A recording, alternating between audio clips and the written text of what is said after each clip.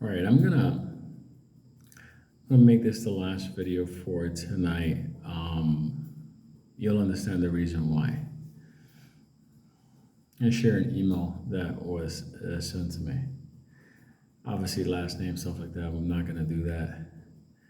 Let's just say, just gonna use your initials, MK. Okay. Hello. I've been watching your channel on and off, mostly on for like 2 years at this point, and I thought I should finally say hi. Hi. I'm not sure if you respond to everyone on here or not, but it's okay if not. I wanted to share a bit of my own story with you just for fun. I'm a 26-year-old living in a small town, I won't say the state. I have 3 younger brothers and 2 lovely parents.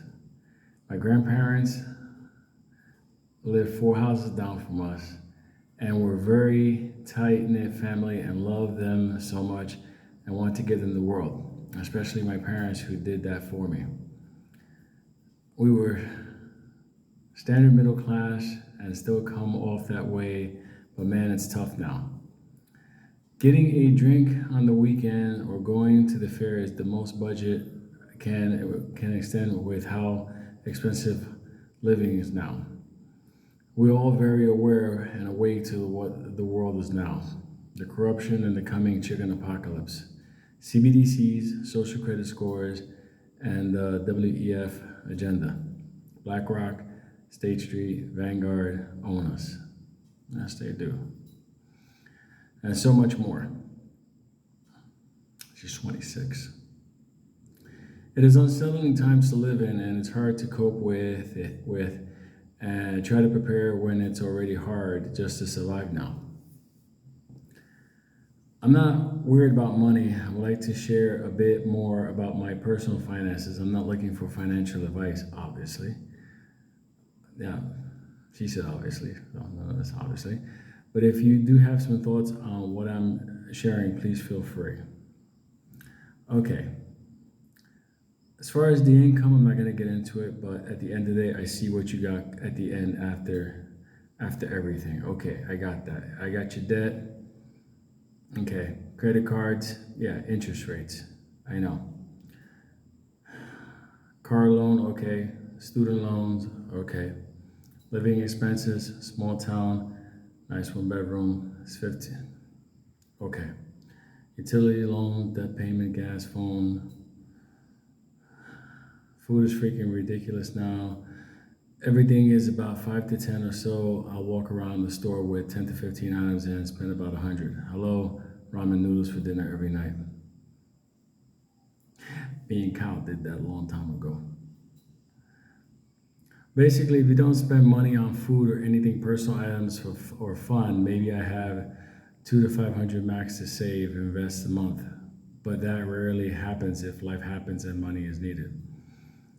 Main investments, let me just put it this way, XRP, yes, XLM, yes, XDC, yes, and AMC. I lost close to $2,000 on AMC, been holding since late 2000. That's basically it. I should probably sell my AMC to pay for some of my debt and keep holding out.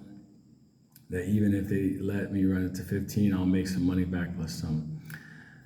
I really, really, really hope the future XRP plays out well. That will be like winning the lottery. I've attached a picture as well. You look a lot like my dad, laughing out loud. And his name is also Lou. You guys would be good friends, I'm sure. I'm sure we would. If he has a kid like you, yeah, 100%.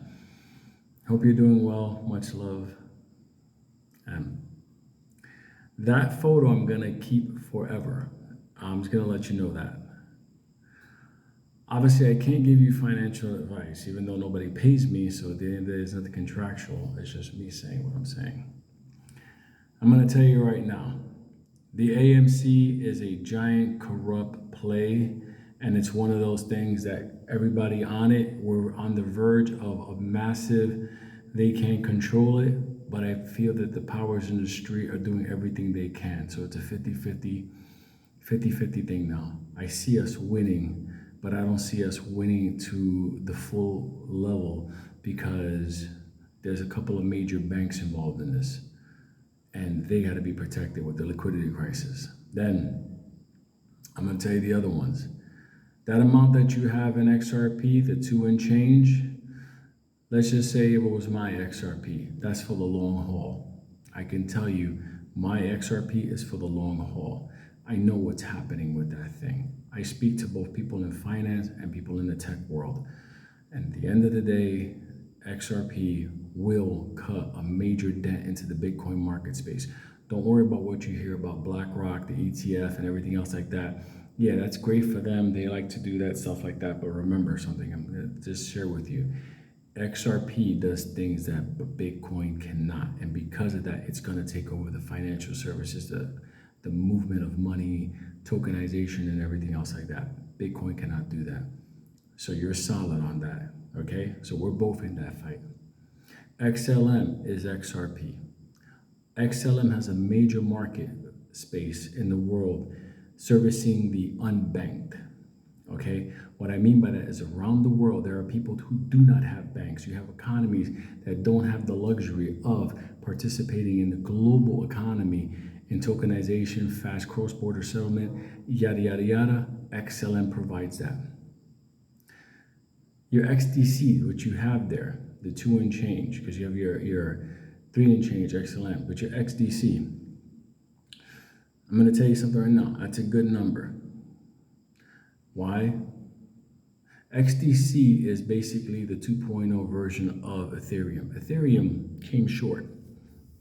Even though everybody's banking on it and Ethereum's going to have a big run and a lot of hedge funds and everybody's building everything on Ethereum and their new platform.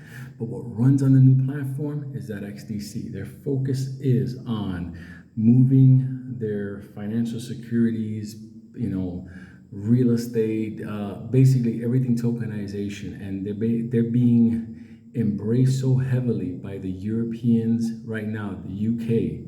A lot of what you see on XDC right now is that it was created in Singapore and it's working there, but it hasn't even opened up in the European theater yet. It's going to open up in Europe and UK and New York, and the settlements that are going to go back and forth, that will climb up. Now, I'm going to give you my numbers on what I think the XRP, XLM, and XDCs are going to be within the next year or two. I see XRP later this year running into the 2 digits to 3 digits. Once something switches online, we're going to see the 3 digits. But I do see us September, October, November finally breaking that $10 barrier, going up. Once the utilization comes in, I'll play a video tomorrow and I'll explain to you.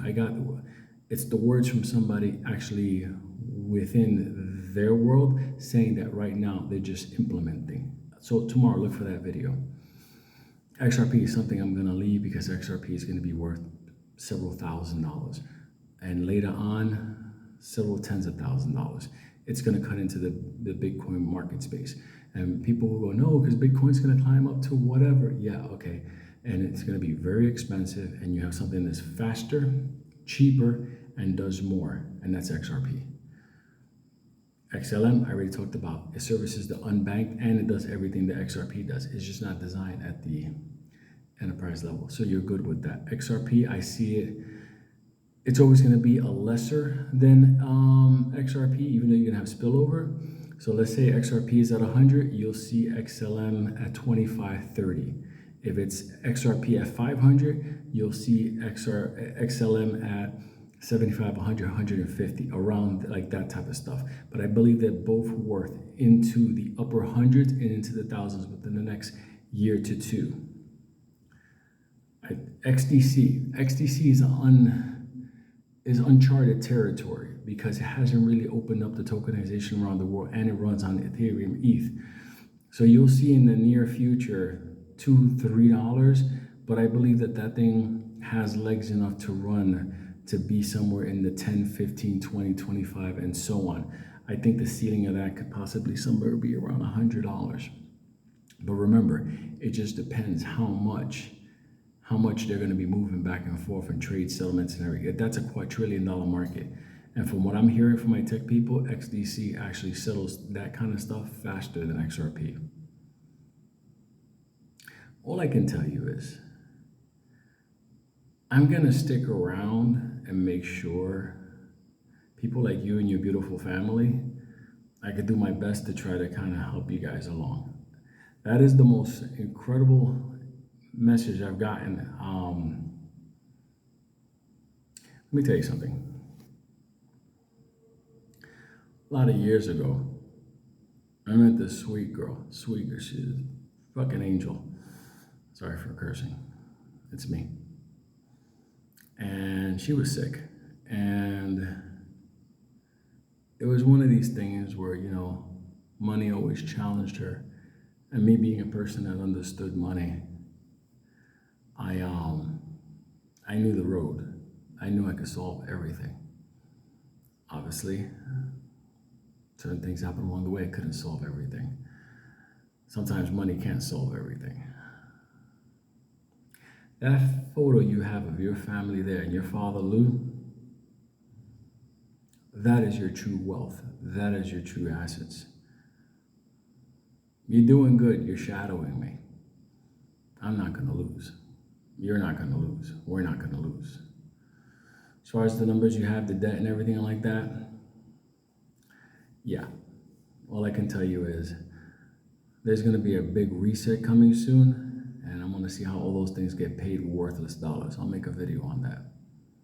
All I can say is as I look at your family, all I can tell you is thank you for sharing that with me, because that made my night.